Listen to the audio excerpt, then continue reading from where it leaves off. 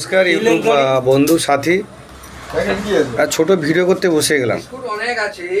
আমি আমার এই বয়সে, এই প্রথম জীবনে যে আকাশ বন্যা কাকে বলে বা জলমগ্ন অবস্থা কি, সেটা জেলার উপরে তো বটে, পূর্ব মেদিনীপুর জেলার উপরে তো বটেই, সাথে সাথে আমি যে জায়গাটা অবস্থান করছি থাকি, সেটা আমি কয়েকটা ভিডিও করে ইতিমধ্যে ফেসবুক বন্ধুদেরকে দেখিয়েছি। অদ্ভুত, মানে বাস্তব যে ঘটনাটা, আমার যে বাড়ি, ওই সময়কালে যাদের বাড়ি ছিল প্রত্যেকের বাড়িতে কিন্তু জলটা ঢুকেছে, প্রত্যেকের বাড়িতে জল ঢুকে, এই বিষয়ে সন্দেহ নেই। কিন্তু দুর্ভাগ্যের বিষয়, খাওয়া দাওয়া হবে কী হবে, থাকাটা গেল মোটামুটি, যাই হোক খাওয়াটা কী হবে, সত্যি খুব দুশ্চিন্তার মধ্যে আমাদের প্রত্যেকটা দিন কাটাতে হচ্ছে।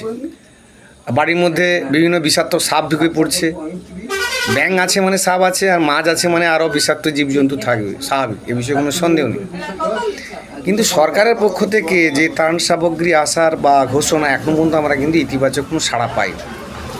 তবে এ বিষয়ে সন্দেহ, বিভিন্ন স্বেচ্ছাসেবী সংস্থা, বিভিন্ন মানবিক মুখ, তারা দায়িত্ব দায়বদ্ধ কর্তব্যপরায়ণ কাজকর্ম করছে, বিভিন্ন শিবিরে খাবার পৌঁছে যাচ্ছে।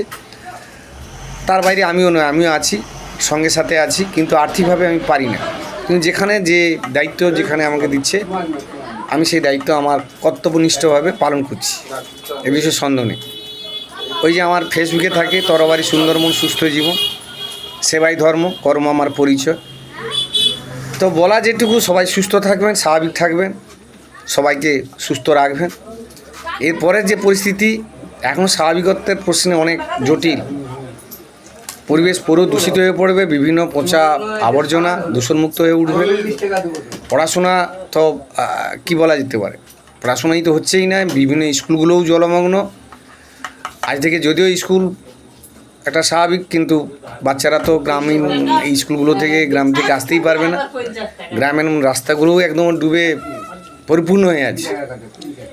আর আমাদের স্থানীয় এমএলএ সাহেবদের একদম ঘুটি গেড়ে খাঁটি বসে আছেন, একদম যেখানে গেঁওখালি কত ফুকার জল, কত ফুকার, চার ফুকার 10 ফুকার, হ্যাঁ, সেই লক গেটেই বসে আছেন। জল বেরায়নি এমন না, তবে এত জলের চাপ সর্বত্র, না এমএলএ সাহেব খাটছে, হ্যাঁ, সেই জলটা বেরোচ্ছে, একদম চিন্তামুক্ত হবে। আর সাথে সাথে এর সঙ্গে খুবই আনন্দের খবর, আবার দুঃখজনক খবর, অন্নপূর্ণা যোজনা যাদের ঢুকেছে তাদের মধ্যে সত্যি একটা উদ্দীপনা থাকবে, এটা থাকাটা স্বাভাবিক। আবার যাদের কোনো কারণে টেকনিক্যাল ফল্ট টাকা ঢুকেনি, সত্যি দুশ্চিন্তা। কেউ 9,000 টাকা পাবে, কেউ একদম পাবে না, এটা তো মেনে নেওয়া যায় না। সেটা সরকারের ভাবাদর্শের জায়গা থাকবে, যারা পেলনি কী হবে না হবে। আর একটা কথা, জল যদি বাড়িতে ঢুকে যায়, এখন তিরপলের কী দরকার, কিন্তু তিরপলের দরকার আছে। মানুষ যখন আবার বাড়ি ফিরবে, যাদের বাড়ি ভেঙে পড়ে গেছে, টালি ভেঙে পড়ে গেছে, সেখানে তিরপল দিতে হবে। তো আমার এই চ্যানেলের মধ্য দিয়ে বলতে চাই, যেখানে যেখানে যারা যেভাবে এই পরিষেবাগুলো দিয়ে থাকে, কোনো দলের কথা বলবো না, এই সময় কোনো রাজনৈতিক দলের বিষয় না, রঙের বিষয়, দুর্গত মানুষের পাশে দাঁড়াতে হবে, সহযোগিতা করতে, সাহায্য করতে হবে। এটা হচ্ছে আমার চ্যানেলের মধ্য দিয়ে বলা। তো আমরা ফেসবুকে দেখতে পাচ্ছি বিভিন্ন স্বেচ্ছাসেবী সংস্থা, বিভিন্ন সহৃদয় ব্যক্তিদ্বয়, তারা আর্থিকভাবে সহযোগিতা করছেন, কেউ সরাসরি সময় দিচ্ছেন।